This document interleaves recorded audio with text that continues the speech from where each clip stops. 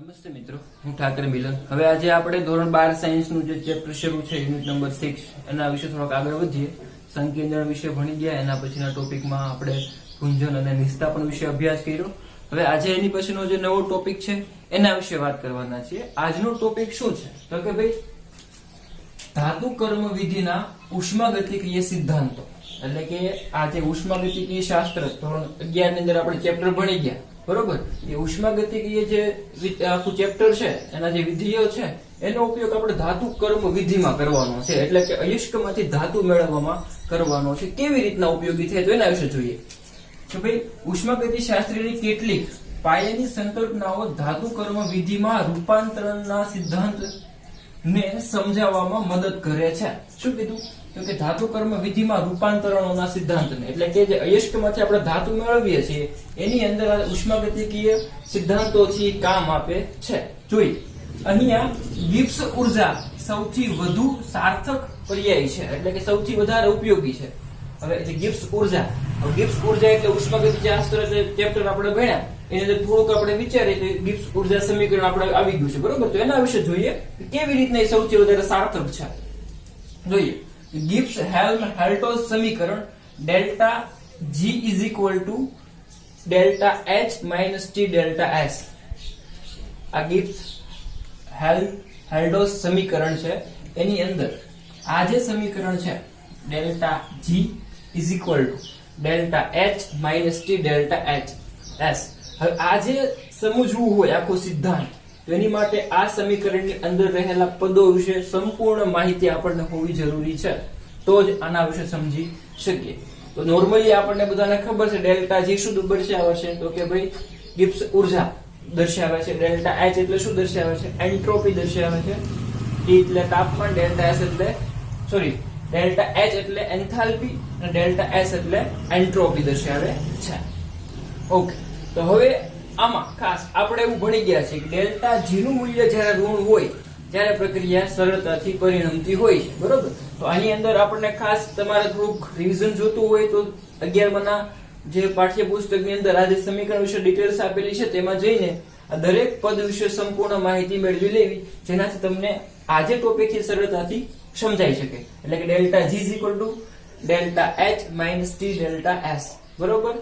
હવે જોઈએ કે શા માટે આ સમીકરણ સાર્થક છે. તો શું કીધું અહીંયા કે આ સમીકરણ delta G is equal to delta H minus T delta S દ્વારા તાપમાનના વિચરણ એટલે શું કહેવાય, ફેરફાર સાથે કયું તત્વ ધાતુ ઓક્સાઇડનું રિડક્શન કરે છે તે જાણી શકાય છે. એટલે શું કીધું કે આ જે સમીકરણ છે એની અંદર જો તાપમાનમાં ફેરફાર કરવામાં આવશે તો કયું તત્વ છે એ ધાતુ જે ઓક્સાઇડ આપણી પાસે ધાતુનો ઓક્સાઇડ હશે એનું રિડક્શન કરી શકશે. ધાતુનો ઓક્સાઇડ આપણી પાસે કોઈ પણ હોય, બરોબર, તો એમાંથી કયું તત્વ એનું રિડક્શન કરી શકશે એના વિશે માહિતી આપે છે. કેવી રીતના તો સમજીએ.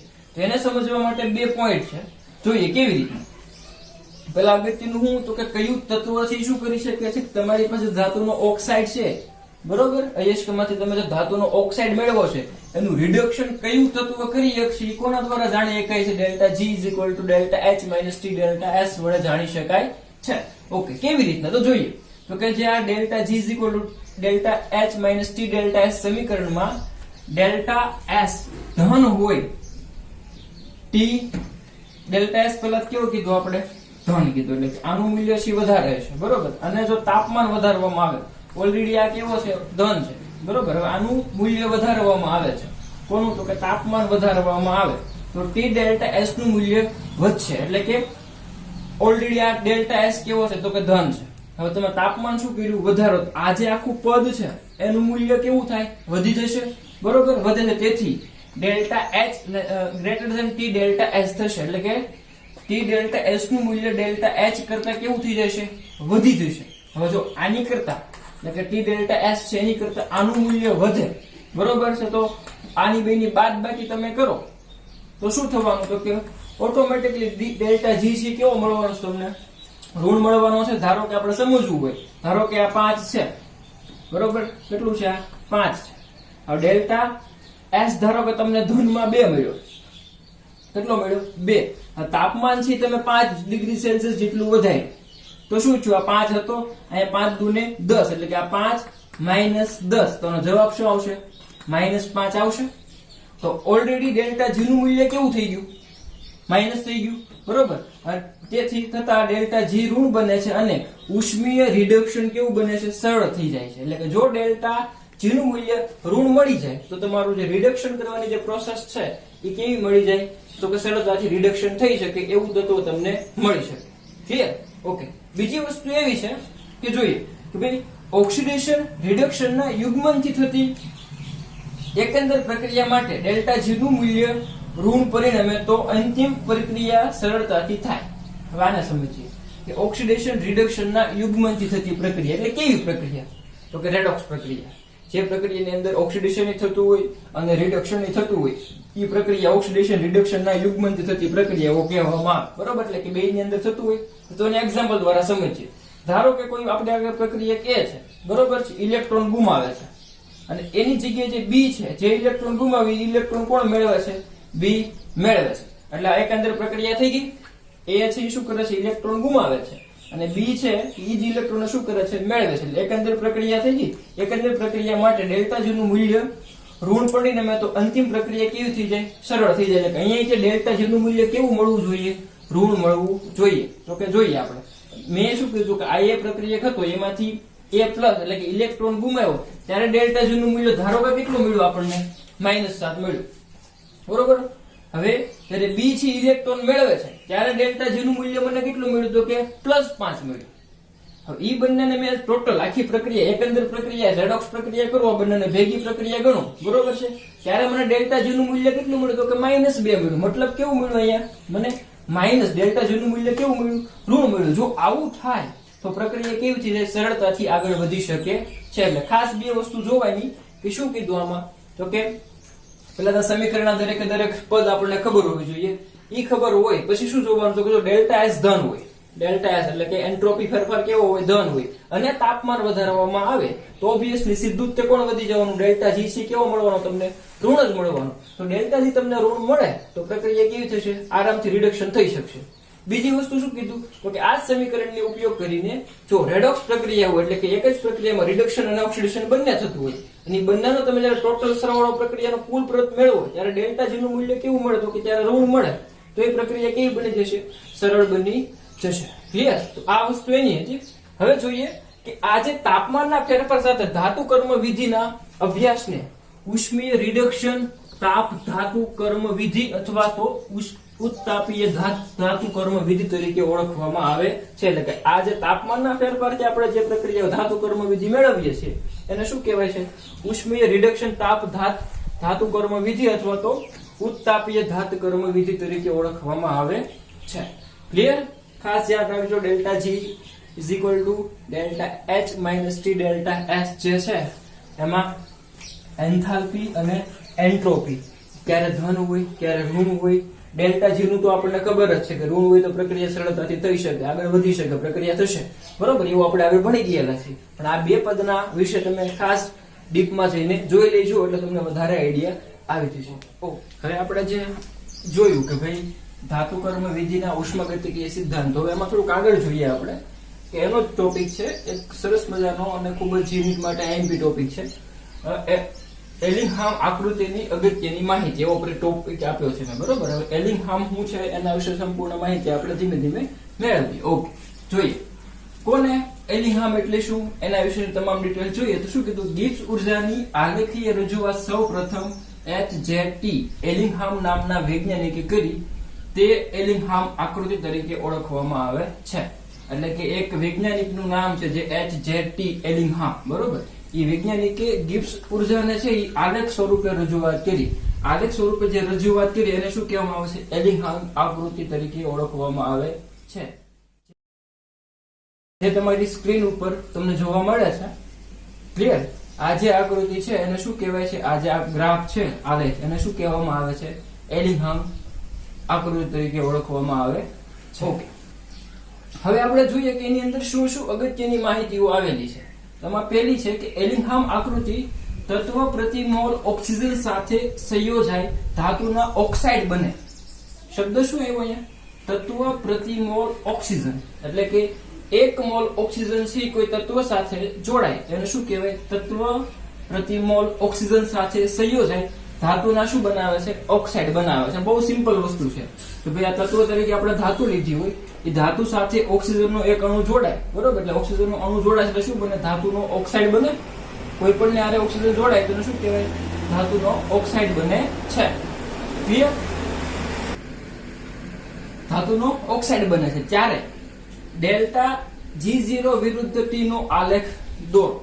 એટલે કે જ્યારે એનો ઓક્સાઇડ બનાવે છે ત્યારે કોનો ગ્રાફ દોરવાનો છે? આલેખ દોરવાનો છે. તો કે ડેલ્ટા G0 વિરુદ્ધ T નો, એટલે કે ગિબ્સ ઉર્જા વિરુદ્ધ તાપમાનનો ગ્રાફ દોરવામાં આવે તો એની માહિતી મળે. તો અહીંયા મેં તમને સાઈડમાં બતાવ્યો છે ગ્રાફ થોડુંક, અને તેમે જે હમણાં આગળ જોયું કે આપણે ગ્રેહમ આકૃતિ આલેખમાં અહીં તાપમાન વિરુદ્ધ કોનો ગ્રાફ છે? ડેલ્ટા G0 નો ગ્રાફ દર્શાવેલો છે. ક્યારે દોરી શકાય? તો કે જ્યારે 1 મોલ અથવા તત્વ પ્રતિ મોલ ઓક્સિજન છે એ તત્વ જોડાય ત્યારે કરી શકાય. હવે એને આપણે એક ઉદાહરણ દ્વારા સમજીએ. ધારો કે આપણી પાસે અહીંયા 2xm, બરોબર? એટલે કે અહીંયા મેં સંતુલિત કરવા માટે બે લીધા છે. x મોલ કોઈ મેટલ ધાતુ છે આપણી પાસે, એની પ્રક્રિયા આપણે અહીંયા રહેલા 1 મોલ ઓક્સિજન સાથે કરીએ છીએ. ઓક્સિજન છે કયા ફોર્મમાં છે? તો કે ગેસ ફોર્મમાં છે. તો એની વચ્ચે પ્રક્રિયા થઈને શું બનાવશું? તો કે ધાતુનો ઓક્સાઇડ બનાવે છે. ક્લિયર?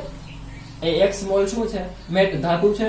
એની 1 મોલ એટલે પ્રતિ મોલ શબ્દ છે ને, 1 મોલ ઓક્સિજન સાથે એટલે કે પ્રતિ મોલ ઓક્સિજન સાથે પ્રક્રિયા કરીને શું બનાવે છે? ધાતુનો ઓક્સાઇડ બનાવે છે. આ પ્રક્રિયામાં આણ્વીય યાચ્છાદિકતા શબ્દ આવ્યો. આણ્વીય યાચ્છાદિકતા. હવે એને શું કહેવાય? તો સમજીએ કે ભાઈ અહીંયા જો આ જે ધાતુ છે કયા સ્વરૂપમાં છે? અહીંયા તો કે સોલિડ ઘન સ્વરૂપમાં છે. નિપજમાં અહીંયા છે કયા સ્વરૂપમાં છે? ઘન સ્વરૂપમાં છે. હવે અહીંયા ઓક્સિજન છે કયા સ્વરૂપમાં છે? તો કે ગેસ સ્વરૂપમાં છે. પણ અહીંયા બીજું કોઈ ગેસ સ્વરૂપમાં છે નહીં. એટલે કે હવે જ્યારે આપણે એનું મૂલ્ય જોઈએ તો કે આણ્વીય યાચ્છાદિકતા ઘટતા ડેલ્ટા S નું મૂલ્ય ઋણ બને છે. હવે ડેલ્ટા S નું મૂલ્ય આણ્વીય યાચ્છાદિકતાથી કેવી રીતના ઋણ બને તો સમજીએ. હવે આપણે ડેલ્ટા S માટેનું સૂત્ર આપણે બધાને ખબર છે. ડેલ્ટા S શું થાય? તો કે S2 - S1 થાય, બરોબર? એટલે કે નિપજ માઇનસ પ્રક્રિયા. હવે જો અહીંયા તો આ ઘન અવસ્થા છે ને અહીંયા ઘન અવસ્થા છે, પણ અહીંયા છે ગેસ ફોર્મ. એટલે કે ઓક્સિજન ની વાત કરીએ છીએ તો ઓક્સિજન એક જ ગેસ ફોર્મમાં પ્રક્રિયકમાં છે, પણ નિપજમાં કોઈ ગેસ ફોર્મ છે નહીં. એટલે નિપજમાં ગેસ ફોર્મ નો હોય એટલે અહીંયા એના મોલ સંખ્યા કેટલી આવશે? 0 અને માઇનસ. અહીંયા આપણે ઓક્સિજનનો કેટલા મોલ સંખ્યા લીધેલી? તો કે 1 લીધેલી છે. તો આનો જવાબ શું? -1, બરોબર? એટલા માટે જે ડેલ્ટા S નું મૂલ્ય છે એ કેવું બને છે? ઋણ બને છે. એટલે -1 આવી ગયું. તેથી delta H - T delta S માં T ડેલ્ટા S ધન બનતા ડેલ્ટા G નું મૂલ્ય વધારા તરફ જાય છે. હવે શું થયું? તો કે આ ડેલ્ટા S જે છે એ આપણને કેવો મળ્યો? ઋણ મળ્યો. હવે એની કિંમત આપણે અહીંયા મૂકીએ, બરોબર? તો કે આ ડેલ્ટા S થી કેવું મળ્યું? તો કે માઇનસ મળ્યું. એટલે માઇનસ માઇનસ કેવું થઈ જાય? પ્લસ. એટલે કે આખું પદ કેવું થઈ ગયું? પ્લસ. એટલે કે delta G0 is equal to delta H plus. Plus કેમ થઈ ગયું? તો કે માઇનસ માઇનસ કેવું થઈ જાય? પ્લસ. તો કે ઓલરેડી હતા માઇનસ, પણ આના માઇનસ કેવું થઈ ગયું? પ્લસ. T ડેલ્ટા S થઈ ગયું. એટલે કે આના મૂલ્યમાં હવે શું થશે? તો કે વધારો થાય છે. એટલે કે ડેલ્ટા G0 કેવું હતું? તો કે વધ્યું. એટલે કે ડેલ્ટા G0 ના મૂલ્યમાં શું તરફ થાય છે? વધારા તરફ જાય છે. તેથી MXO એટલે કે ધાતુના ઓક્સાઇડના નિર્માણની એટલે કે જ્યારે ધાતુનો ઓક્સાઇડ આપણે બનાવીએ છીએ એવી જે પ્રક્રિયાઓ હોય કે જેની અંદર ડેલ્ટા G નું મૂલ્ય વધારા તરફ જતું હોય નિર્માણથી, મોટા ભાગની પ્રક્રિયામાં વક્રના ઢાળ કેવો મળે છે? ધન મળે છે. એટલે કે પ્લસ મળે છે. હવે આને આપણે સમજીએ કે ઢાળ કેવી રીતના ઘન મળે.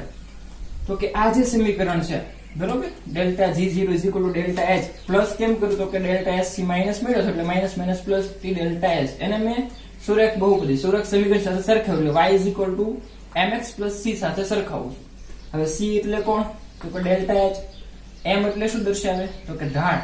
ઢાળ અહીંયા કોણ આવશે? તો કે m બરાબર શું થશે? તો કે ડેલ્ટા S થશે. ડેલ્ટા S એટલે કે એન્ટ્રોપી ફેરફાર થશે. હવે એન્ટ્રોપી ફેરફાર આપણે જોયું કે એન્ટ્રોપી ફેરફાર આપણને કેવો મળશે? તો કે જ્યારે આ મૂલ્ય જોઈએ તો આપણને હંમેશા કેવો મળવાનો છે? ધન. કારણ કે આ નિશાની કઈ થઈ ગઈ? પહેલા હતી માઇનસ, પણ હવે કઈ થઈ ગઈ છે? પ્લસ. એટલા માટે ઢાળનું મૂલ્ય હંમેશા કેવું મળશે? આપણને ઘન મળશે. ક્લિયર? તો આ પહેલો મુદ્દો હતો.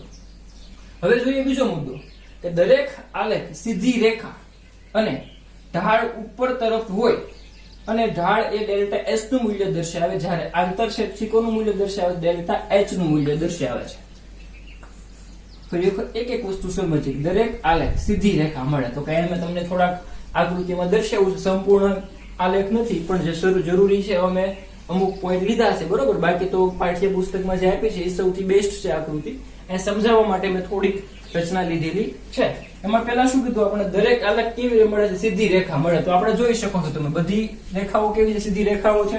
અને ઢાળ ઉપર તરફ હોય છે, એટલે કે ઢાળના મૂલ્ય કઈ તરફ જાય છે, આમ બધા ઉપરની તરફ જાય છે, બરોબર. એટલે ઉપરની તરફ આપણે ઢાળનું મૂલ્ય મળશે. અને ઢાળનું મૂલ્ય શું મળશે, તો કે તમે જ્યારે એનો ઢાળ મેળવશો કોઈ પણ નો, ઢાળ એટલે શું બતાવશે, ડેલ્ટા એસ બતાવશે. અને આંતરછેદ એટલે કે આ જે છે એ શું બતાવે છે, આંતરછેદ. એ કોનું મૂલ્ય આપે છે, ડેલ્ટા એચ નું, એન્થાલ્પી ફેરફારનું, બરોબર. અને ઢાળ કોણ મળે, એન્ટ્રોપી ફેરફાર. ક્લિયર. આ ખાસ બે વસ્તુ યાદ રાખજો કે ભાઈ જ્યારે ગ્રેહામ બેલ આકૃતિ છે, ગ્રેહામ નો જે આલેખ છે એની અંદર આંતરછેદના મૂલ્યમાં આંતરછેદનું મૂલ્ય શું દર્શાવે છે, તો કે ડેલ્ટા એચ, એન્થાલ્પી ફેરફાર. અને ઢાળનું મૂલ્ય શું દર્શાવે છે, તો કે એન્ટ્રોપી ફેરફાર. ઢાળ કેવો મળે છે, તો કે ઘન મળે છે, પ્લસ મળે છે, બરોબર. એની પછીનું જોઈએ, આલેખમાં રેખા જે બિંદુએથી પ્રથમ એકદમ ઉપર તરફ જાય છે તે બિંદુ ગલન બિંદુ કહેવાય. શું કીધું, આલેખમાં રેખા જે બિંદુથી એકદમ કઈ તરફ જાય છે, ઉપર તરફ જાય છે, એ બિંદુને શું કહેવાય છે, ગલન બિંદુ કહેવાય છે. એટલું પહેલા સમજીએ કે ભાઈ આ જે રેખા છે, ધારો કે આ જે રેખા છે એ એકદમ આ બિંદુથી કઈ તરફ વહી ગયું, ઉપર તરફ. તો આ જે બિંદુ છે ને એ શું દર્શાવે છે, એનું ગલન બિંદુ. શું દર્શાવે છે, ગલન બિંદુ. સમજાય છે? જે હું કીધું ફરી વખત, આલેખમાં રેખા જે બિંદુએ છે, એટલે કે આલેખની આ જે રેખા છે જે બિંદુ, એટલે કે આ બિંદુથી કઈ તરફ જાય છે, ઉપર તરફ. પ્રથમ એકદમ ઉપર તરફ. શબ્દ છે પ્રથમ, એટલે પહેલી જ વખત અહીંથી ઉપર જાય છે, બરોબર. પ્રથમ જે બિંદુથી ઉપર તરફ જાય છે એ બિંદુ શું દર્શાવે છે, તો કે ગલન બિંદુ દર્શાવે છે. અને પછીનું બિંદુ, એટલે કે હવે ધારો કે આ જે ગ્રાફ છે અહીંયા ગલન બિંદુ આવી ગયું, ધારો કે આ ગ્રાફ અહીંયા છે પછી સીધું આમ ઉપર જાય, તો પછીનું બિંદુ એટલે આ બિંદુ થઈ ગયું, બીજું બિંદુ. પછીનું બિંદુ ઉત્કલન બિંદુ દર્શાવે છે. શું દર્શાવે છે, ઉત્કલન બિંદુ. એટલે કે જે આ બિંદુ હશે એ બિંદુ કેવું હશે, તો કે ઉત્કલન બિંદુ દર્શાવતું હશે. ફરી વખત બહુ જ નીટમાં ગ્રાફ આપીને પૂછાતા પ્રશ્ન હોય છે કે ભાઈ આલેખ આપ્યો હોય એવી રીતના આમાં આલેખનો એક દોરેલો હોય, એમાં જે પ્રથમ જે પહેલું બિંદુ આવે કે જ્યાંથી ગ્રાફ ઉપર ચડે છે એ શું બતાવે, તો કે આનું ગલન બિંદુ દર્શાવે. એની પછીનું જે બીજું બિંદુ પાછું ઉપર તરફ દર્શાવતો ગ્રાફ હોય એ શું બતાવે છે, એનું ઉત્કલન બિંદુ દર્શાવે છે. તો આ એના અમુક 3 પોઈન્ટ લીધા. બીજા પોઈન્ટ આપણે જોઈએ. ઓકે, હવે આપણે 3 પોઈન્ટ જોયા, બરોબર છે, કે ભાઈ ગ્રેહામની અગત્યની માહિતીઓ. હવે એની પછીનો જે મુદ્દો આવે છે કે ગ્રેહામમાં બીજી કઈ કઈ માહિતીઓ અગત્યની છે, તો જોઈએ. એની પછીનું, નીચેની રેખાનું તત્વ ઉપરની રેખાના ઓક્સાઇડનું રિડક્શન કરી શકે. શું કીધું આમાં, નીચેની રેખાનું તત્વ. તો આપણે એ સમજીએ તો કે ભાઈ આ નીચેની રેખા છે, બરોબર. એનું તત્વ એટલે કે તત્વ કયું છે, mg. એ તત્વ ઉપરની રેખાનું ઉપરની રેખાના ઓક્સાઇડ, એટલે કે આ નીચેનું છે આનું તત્વ mg, એનો ઉપરની રેખાનો ઓક્સાઇડ એટલે કે અહીંયા કોણ ઓક્સાઇડ છે, તો કે Al2O3 છે, બરોબર. આ mg છે એ Al2O3 નું રિડક્શન કરી શકે સરળતાથી. સમજાય છે? એટલે શું કીધું આમાં આપણે કે ભાઈ નીચેની રેખાનું તત્વ જે mg છે એ ઉપરની રેખાનો જે ઓક્સાઇડ, કોણ ઓક્સાઇડ છે એનું રિડક્શન કરી શકે. એટલે ઓક્સાઇડ અહીંયા કોણ છે, Al2O3 છે. સમજાય છે? ખાસ યાદ રાખજો, ખૂબ અગત્યનો પ્રશ્ન છે કે ભાઈ નીચેની રેખાનો જે તત્વ હોય એ ઉપરની રેખાના ઓક્સાઇડ નું એટલે કે Al2O3 નું રિડક્શન કરી શકે છે. આ રેખામાં તફાવત વધુ હોય તેમ રિડક્શન વધારે સરળ થશે. એટલે કે આ જે તફાવત છે એ રેખાનો વધારે છે તો રિડક્શન કેવું થશે, વધારે સરળતાથી થઈ શકશે. ઓકે, હવે એની પછીનો જે ખૂબ જ આઈએમપી ટોપિક છે. હવે શું કીધું આમાં, તાપમાન વધતા એક બિંદુએ વક્ર ડેલ્ટા RG = 0 રેખાને ઓળંગે આ તાપમાનથી નીચા તાપમાને ડેલ્ટા RG ઋણ અને જે ધાતુનો ઓક્સાઇડ સ્થાયી હોય છે તેનાથી ઊંચા તાપમાને ડેલ્ટા RG 0 ધન બનતા ધાતુનો ઓક્સાઇડ અસ્થાયી બને છે અને વિઘટન પામે છે. શું કીધું આની અંદર, બહુ નિરાતે સમજીએ આને, કે તાપમાન વધતા એક બિંદુએ વક્ર ડેલ્ટા RG 0 રેખાને ઓળંગે છે. તો આ સમજીએ આપણે. હવે ધારો કે આને સમજવા માટે છે ને આપણે આને પસંદ કરીએ, આ ગ્રાફને, બરોબર. આ ગ્રાફ આપણે લીધો અને ધારો કે આ 0 છે એ અહીંયા છે અત્યારે આપણે માટે, બરોબર. આ રીતના ગ્રાફ લીધો તો અહીંયા સુધીનો ગ્રાફ થાય છે. હવે જો હું આ ગ્રાફને ધીમે ધીમે આમ વધારું, બરોબર. તો એક બિંદુ કેવું આવી જશે કે જ્યાં ડેલ્ટા G0 જે હશે બરોબર એનું મૂલ્ય કેવું થઈ ગયું 0. તો કે કોઈ ચોક્કસ તાપમાને છે ડેલ્ટા G0 નું મૂલ્ય કેવું થઈ જાય 0. એટલે કે એનો મતલબ શું થયો કે ડેલ્ટા RG0 કેવું થઈ ગયું 0. ચોક્કસ તાપમાને મેં તાપમાન વધારતા, જો શબ્દ શું છે અહીંયા તાપમાન વધારતા, તો કે પહેલા અહીંયા સુધી હતો ગ્રાફ, હવે મેં અહીંયાથી એને ગ્રાફ લંબાવ્યો, આમ ગ્રાફ લંબાવો એટલે તાપમાન શું થવાનું છે વધશે. આ તાપમાન વધ્યું એટલે ડેલ્ટા RG0 છે અહીંયા કેવું થઈ ગયું તો કે 0 થઈ ગયું. સમજાય છે? એટલે કે તાપમાન વધારતા તાપમાન વધાર્યું, એક બિંદુએ ડેલ્ટા RG0 કેવું થઈ ગયું તો કે અહીંયા 0 થઈ ગયું. રેખાને ઓળંગી એટલે કે રેખાને ઓળંગી જાય આ તાપમાનથી નીચા તાપમાન, એટલે કે જે આ તાપમાન આપણને મળ્યું અહીંયા, આ જે તાપમાન આપણને મળ્યું અહીંયા સુધીનું બરોબર, એનાથી નીચા તાપમાન એટલે કે આ બાજુનું તાપમાન જે નીચું તાપમાન હશે એ તાપમાને ડેલ્ટા RG કેવું બનશે ઋણ હશે. એટલે કે એની કરતા જે નીચું તાપમાન હોય એટલે કે અહીંયા છે ડેલ્ટા G કેવો હોય તો કે ઋણ હોય નીચે હશે, એટલે 0 કરતા ઉપર તમે જાવ તો અહીંયા ડેલ્ટા G કેવો હશે તો કે ધન હશે. સમજાય છે? એટલે કે આ જે 0 કરતા નીચે તમે હશો નીચેના તાપમાને, ધારો કે અહીંયા આપણે એવું માનીએ કે ભાઈ 1500 તાપમાન છે, 1500 ડિગ્રી સેલ્સિયસ તાપમાન છે, ડેલ્ટા G0 અહીંયા 0 થઈ જતું હોય તો 1500 કરતા નીચા તાપમાને 1400 1200 બરોબર એ તાપમાને છે ડેલ્ટા RG કેવું હશે ઋણ હશે. અને જે ઓક્સાઇડ બન્યું હશે એ કેવો હશે સ્થાયી હશે.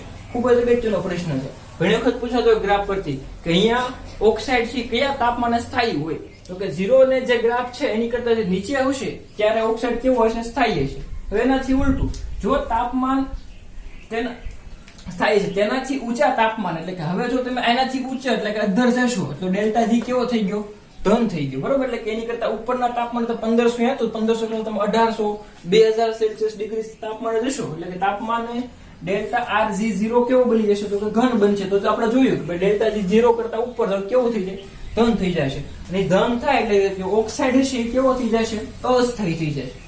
ચોક્કસ તાપમાનથી ઉપર તમે વહી ગયા તો ત્યાં ઓક્સાઇડ કેવો થઈ ગયો અસ્થાયી થઈ ગયો, અને પછી એનું શું થવા મળે છે તો કે વિઘટન થવા મળે છે. આ વસ્તુને રિપીટ પાછો એટલે આપણે વિડીયો કરીને જોજો તો તમને વધારે સરળતાથી સમજાશે. ઓકે, ટૂંકમાં શું કહેવા માંગે છે તો કે ટૂંકમાં જેમ તાપમાન વધે શું કરીએ છીએ જેમ તાપમાન વધારીએ છીએ તેમ ઓક્સાઇડની સ્થાયીતા ઘટે છે. શું છું જેમ તાપમાન તમે વધાર્યું એમ ઓક્સાઇડની સ્થાયીતા કેવી થઈ ગઈ ઘટતી ગઈ. ઓકે, આવી જ રીતના જો સલ્ફાઇડ અને હેલાઇડ માટે આવા જ સરખા આલેખો તૈયાર કરવામાં આવેલા છે. તેના પરથી સ્પષ્ટ થાય છે કે જે ધાતુના સલ્ફાઇડ છે નું રિડક્શન મુશ્કેલ છે, જેના વિશે આપણે ભણવાનું નથી પણ ખાસ યાદ રાખવું કે ભાઈ આના પરથી એવું તારણ કાઢવામાં આવ્યું હતું કે ભાઈ જે ધાતુના સલ્ફાઇડ હોય એનું રિડક્શન કરવું કેવું છે ખૂબ જ મુશ્કેલ છે. એટલા માટે આપણે સલ્ફાઇડ હોય ને પેલા શેમાં રૂપાંતરિત કરીએ છીએ ઓક્સાઇડમાં કરીએ છીએ પછી એનું રિડક્શન કરીએ છીએ. Okay, thank you.